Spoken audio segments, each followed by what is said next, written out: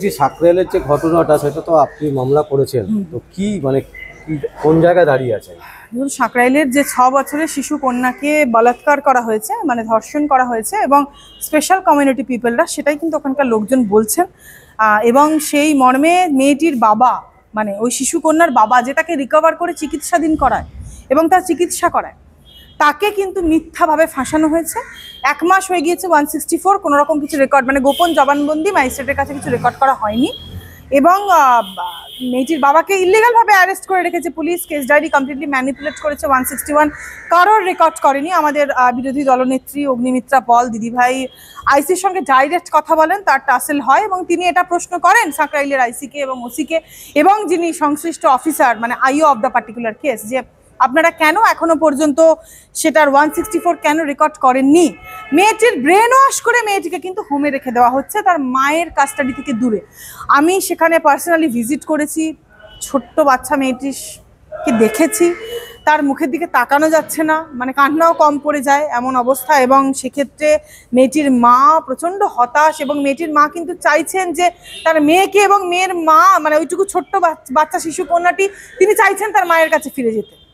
কিন্তু এই তৃণমূল সরকার, এই পুলিশ তান্ত্রিক, এই যে রাষ্ট্র, কিছু বলার নেই, মানে যেটা হতে পারে না, সংবিধান বিরোধী এই সরকার, তারা কিন্তু মেয়েটিকে জোরপূর্বক মায়ের থেকে আলাদা করে হোমে রেখে দিয়েছে তার ব্রেন ওয়াশ করার জন্য, তাকে ভয় দেখিয়ে, যাতে করে যে 164টা ম্যানিপুলেট করার জন্য।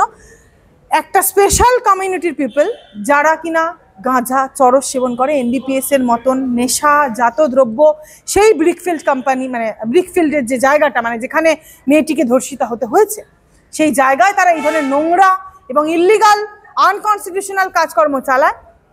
সেটাকে ঢাকার জন্যই কিন্তু মেয়েটির বাবাকে জোরপূর্বক অ্যারেস্ট করা হয়েছে। আমরা এই মর্মে একটি কলকাতা হাইকোর্টে একটি রিট পিটিশন ফাইল করি মাননীয় অগ্নিমিত্রা পল দির নির্দেশে।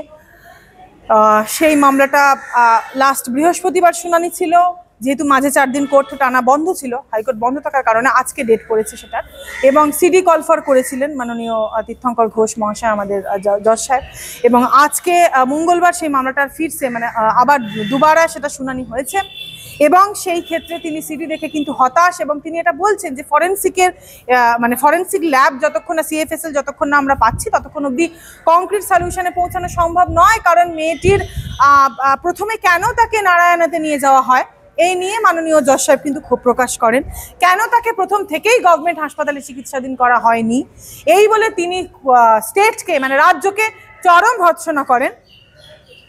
এবং বাচ্চাকে কেন আটকে রেখে দেওয়া হয়েছে, মায়ের কাছে কেন বাচ্চাকে দেওয়া হয়নি, সেই নিয়েও তিনি উদ্বেগ প্রকাশ করেন।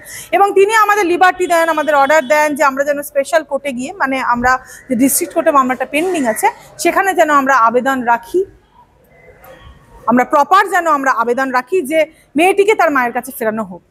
এবং সেটা আমরা সাপ্লিমেন্টারি করে আমরা জজ সাহেবকে জমা করতে পারি। 22শে মে কেসটার আবার ফার্দার ডেট, শুনানির ডেট আছে।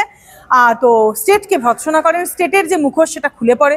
এবং ফার্দার এই যে সিএফএসএল টেস্টের মাধ্যমে কিন্তু আমরা বুঝতে পারবো যে আলটিমেটলি আসল দোষীকে। জজ সাহেব সিডিটা দেখছেন, তো জজ সাহেব এটাই ফার্দার এনকোয়ারি করতে চাইছেন। তো এই যেটা হয়ে যাচ্ছে তৃণমূল সরকারের শাসকের বর্বরতা, এখানে আমাদের হাওড়া পুলিশ কমিশনারেট এই যে প্রবীণ ত্রিপাঠী মহাশয়, তিনি আমাদের বিরোধী দলনেত্রী মাননীয় অগ্নিমিত্রা মহাশয়কে ডাইরেক্ট ফোনে বলেছেন যে এটা ওপেন অ্যান্ড শাট কেস।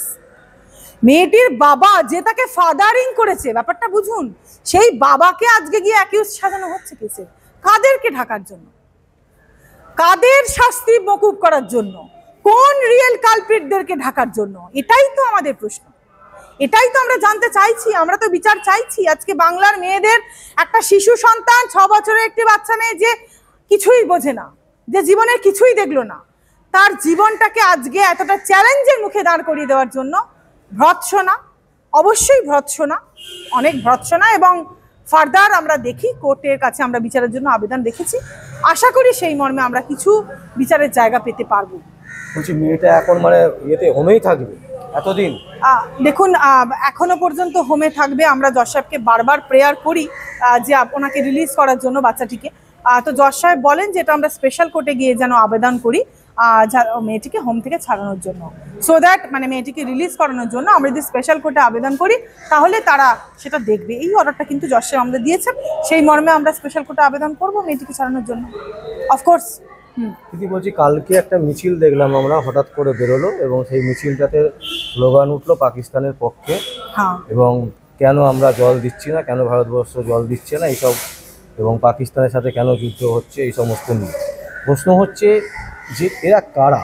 ভামপন্থী। এরা ভামপন্থী, আপনিও জানেন। এরা দেশদ্রোহী, এরা সন্ত্রাসী, এরা কালপ্রিট, এরা ভারতকে টুকরো করতে চায়, এরা কাশ্মীরকে আজাদ করতে চায়, এরা যাদবপুর বিশ্ববিদ্যালয়কে আজাদ করতে চায়, এরা পশ্চিমবঙ্গকে টুকরো করতে চায়, আলাদা করতে চায়। এরা দেশ বিরোধী। এরা একটা মিউনিসিপ্যালিটিতে যখন জল থাকে না, এদের গলার আওয়াজ আমরা শুনতে পারি না। কলকাতায় বসে যখন মিউনিসিপ্যালিটিতে যখন মানুষ জল পায় না, তখন এদেরকে আমরা প্রতিবাদ করতে দেখি না। এদের কখন আমরা প্রতিবাদ করতে দেখি? যেন ওদের পাকিস্তান বংশোদ্ভূতদের মতন তারা কথা বলে। এই শতরূপ ঘোষ, যিনি আমাদের মাননীয় বিরোধী দলনেতা শুভেন্দু অধিকারী মহাশয়কে কটাক্ষ করছেন, তার বাপ মা তুলে কথা বলছেন, এর বিরুদ্ধে তো তদন্ত হওয়া উচিত, কেস করা উচিত।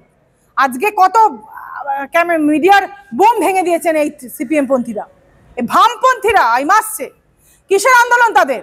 আমাদের মাননীয় সজল ঘোষ দাদা কাউন্সিলরকে কালকে আটক করে রাখা হয়েছে। তিনি প্রতিবাদ করেছেন, তবু তিনি প্রতিবাদ থামাননি। আজকেও আমরা প্রতিবাদ করতে যাচ্ছি, এখনো পর্যন্ত আমাদের প্রতিবাদ চলছে। তাদের যে মিটিং, ভামপন্থীদের যে মিছিল, যুদ্ধ নয় শান্তি চাই, কিসের শান্তি?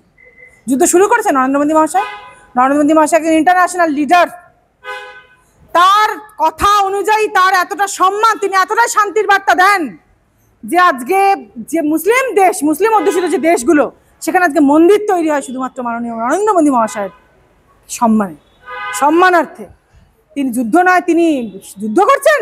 আজকে পেহেলগাঁওয়ে যে প্রাণগুলো গিয়েছে, আজকে মুম্বাই অ্যাটাক যা হয়েছে, আজকে সাবরমতী এক্সপ্রেস যা হয়েছে, কত কত খবর আমি আপনাকে বলবো, কত কত খবর। পুলওয়ামায় যা হয়েছে, প্রতিটা জায়গায় আজকে পুলওয়ামা থেকে শুরু করে A to Z সবসময় সন্ত্রাসী কাজকর্ম চালাচ্ছে যে পাকিস্তান, সেই পাকিস্তানের বিরুদ্ধে প্রত্যাঘাত দেওয়া মানে যুদ্ধ করা। মাননীয় প্রধানমন্ত্রী নরেন্দ্র মোদী মহাশয় কিন্তু এটা বলেছেন বারবার যে to attend piece, it is not the solution to surrender ourselves, rather to attend power, to attend strength is the only way to piece. শান্তির জন্য ইট ইজ সারেন্ডার করা, মানে আত্মসমর্পণ করাটা কোনো শান্তির পথ হতে পারে না। রাদার, বরঞ্চ শক্তি সঞ্চয় করাটাই একমাত্র শান্তির পথ হতে পারে। এটাই কিন্তু আমাদের মাননীয় নরেন্দ্র মোদী মহাশয় বলেছেন। আজকে সিন্ধুর যে অপারেশন, সেটা কোটি কোটি ভারতীয়র ভাবনা, কোটি কোটি ভারতীয়র ভাবধারা, আমাদের সম্মান। ভারত মাতাকে নিয়ে যখন পাকিস্তান মেম বানাচ্ছে, ভারতকে বিয়ে করেছি বলে, আরে ভারতকে তোদের যোগ্যতা আছে পাকিস্তান? তোরা ভারত মাতাকে আমার অপমান করিস? ভারত যেমন অর্ধাঙ্গন আর অর্ধাঙ্গিনী, শিব যেমন একই শরীরে শিব, একই শরীরে পার্বতী। এই কালচারের ধারক এবং বাহক হচ্ছে আমাদের ভারত। নামে ভারত, কাজে নারী। নরম, নরম মানেই নারীকে কিন্তু ছোট করার মতন বা দুর্বল ভাবার মতন জায়গা নেই। তারা কি ভাবছেন ভারতকে দিনে দিনে গুলিগালা ছুড়বে আর ভারত পাল্টা দেবে না, ভারত চুপ করে বসে থাকবে হাতে চুরি পরে? এটা সম্ভব? আজকে নরেন্দ্র মোদী মহাশয় যেটা বলে দিয়েছেন যে আমরা শক্তি সঞ্চয় করেই একমাত্র বাঁচতে পারি, শান্তি পেতে পারি।